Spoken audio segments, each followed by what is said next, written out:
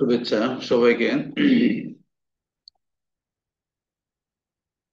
অনুধাবনমূলক প্রশ্ন উত্তর,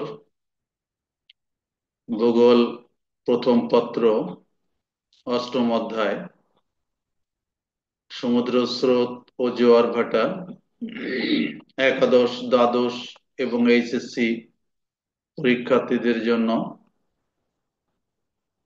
আজকে এটা আমার 13 নম্বর ক্লাস এই অধ্যায়ে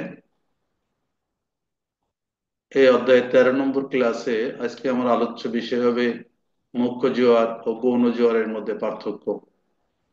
মুখ্য জোয়ার এবং গৌণ জোয়ারের মধ্যে পার্থক্য, এতে পূর্বে আমি ভরা কটাল এবং মরা কটালের মধ্যে যে বৈসাদৃশ্য বা তুলনা বা পার্থক্য সেটা আলোচনা করেছি। আজকে মুখ্য জোয়ার এবং গৌণ জোয়ারের মধ্যে তুলনা বা পার্থক্য আলোচনা করব। প্রশ্ন হচ্ছে, মুখ্য জোয়ার ও গৌণ জোয়ার এর মধ্যে পার্থক্য। প্রথমে আমরা আসলে এখানে স্থান বলা হচ্ছে, এখানে যদি আমরা সংজ্ঞাটা দিয়ে নেই তাহলে সাধারণত মুখ্য জোয়ার কাকে বলে? চাঁদের সম্মুখে মহাকর্ষ শক্তির প্রভাবে যে জোয়ার হয় তাকে মুখ্য জোয়ার বলা হয়। আর গৌণ জোয়ার কাকে বলে? অর্থাৎ চাঁদ এবং সূর্য যে পাশে থাকে তার প্রতিপাদ পার্শ্বে কেন্দ্রাতিক শক্তির ফলে যে জোয়ার হয়, কম্পারেবল জোয়ার হয়, তাকে গৌণ জোয়ার বলা হয়।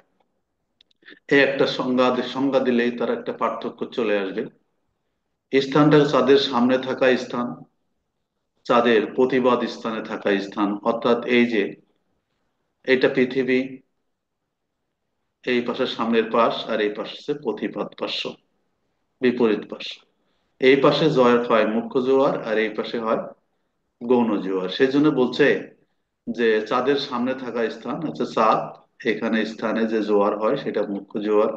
আর এর প্রতিবাদ স্থানে অর্থাৎ কেন্দ্রাতিক শক্তির প্রভাবে যে অল্প প্রাবল্যের জোয়ার হয় তাকে বলা হয় গৌণ জোয়ার। একটা হয় চাঁদের সামনে থাকা স্থান প্রতিবাদ স্থানে, আর এখানে প্রাবল্য থাকে সাধারণত মহাকর্ষ শক্তির, চন্দ্র সূর্যের আকর্ষণটা থাকে বেশি। আর এটা কেন্দ্রাতিক শক্তির প্রাবল্য থাকে। জলস্ফীতি কেমন থাকে? মুখ্য জোয়ারে জলস্ফীতি, এই যে মুখ্য জোয়ার যেখানে হয়, চাঁদ যে পাশে থাকে পৃথিবীর সে পাশে জলটা বেশি স্ফীত হয় বা ফুলে ওঠে।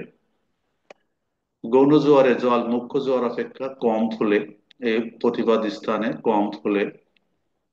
এবার যদি এই ভিন্ন নামে আসি, মুখ্য জোয়ারের অপর নাম হচ্ছে চন্দ্র জোয়ার। মুখ্য জোয়ার যেহেতু চন্দ্রের সামনে হয় এর জন্য একে চন্দ্র জোয়ার বলা হয় থাকে।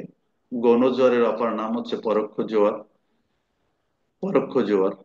তো যাই হোক, আমরা এখানে 6টা পার্থক্য আলোচনা করলাম, এইভাবে আলোচনা করলেই হবে।